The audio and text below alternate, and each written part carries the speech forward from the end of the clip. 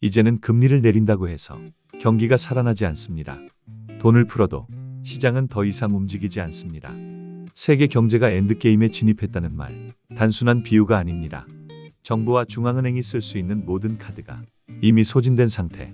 이제는 시스템 자체가 바뀌고 있는 겁니다. 안녕하세요.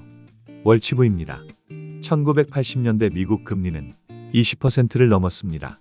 그때는 금리라는 도구로 경기 조절이 가능했죠. 하지만 2008년 금융위기 이후 금리가 제로로 떨어지고 양적 완화가 시작되면서 모든 게 달라졌습니다.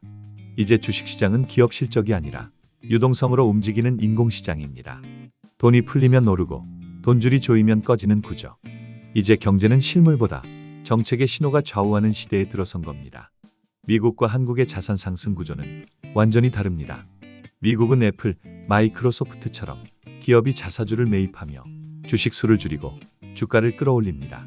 실질 이익이 시장 가치에 반영되는 구조죠. 하지만 한국은 반대입니다. 유상증자, 전환사채 등으로 주식 수가 늘어나고 그 자금은 결국 부동산으로 흘러들어갑니다. 그래서 강남 아파트가 한국판 S&P 500이 된 겁니다.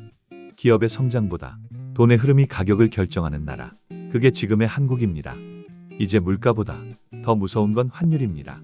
미국은 물가가 오르면 중앙은행이 긴축을 시작하지만 한국은 물가가 아니라 원달러 환율이 경제의 신호등입니다. 1,400원이 경고등, 1,450원이 통화 완화 중단, 1,500원이 넘으면 긴축으로 돌아서는 구조죠. 즉, 환율이 정책의 브레이크가 되는 겁니다.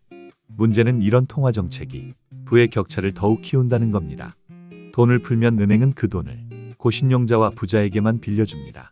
그들은 저금리로 자산을 사들이고 반대로 서민은 생활비 때문에 자산을 팔 수밖에 없습니다.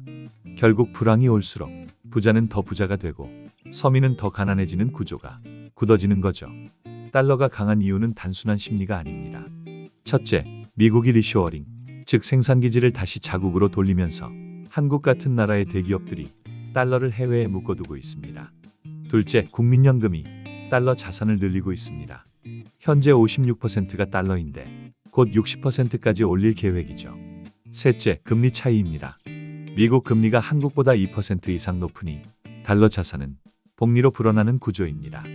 달러는 더 이상 단순한 안전통화가 아니라 수익형 자산이 된 겁니다.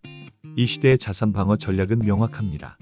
자산의 절반은 달러, 10%는 금으로 나누는 겁니다. 달러는 3년 평균 환율보다 낮을 때 조금씩 나눠서 매수하고 금은 통화량 증가율을 기준으로 장기 보유하는 것이 좋습니다. 금은 단기적으로 출렁일 수 있지만 결국 통화 팽창을 반영하는 거울입니다. 지금의 금값은 전 세계 통화량 대비 적정 수준에 와 있습니다. 그리고 마지막으로 인플레이션은 이제 선택이 아니라 필연입니다. 각국 정부는 막대한 부채를 안고 있고 그 빚을 줄일 유일한 방법은 화폐의 가치를 떨어뜨리는 것, 즉 인플레이션을 만드는 겁니다. 명목 가치를 높여 실질 부채를 줄이는 전략이죠.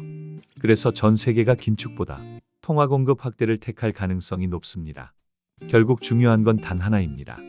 이제는 얼마나 버는지가 아니라 얼마나 지키는가의 시대입니다. 금리 인하의 시대는 끝났고 부동산과 주식의 가치는 유동성에 달려 있으며 환율과 인플레이션이 경제를 움직이는 진짜 리스크 센서가 됐습니다. 현금 대신 달러, 금, 실물 중심의 포트폴리오를 준비하는 것. 그게 바로 엔드게임 시대를 살아남는 유일한 방법입니다. 감사합니다. 월치부였어요.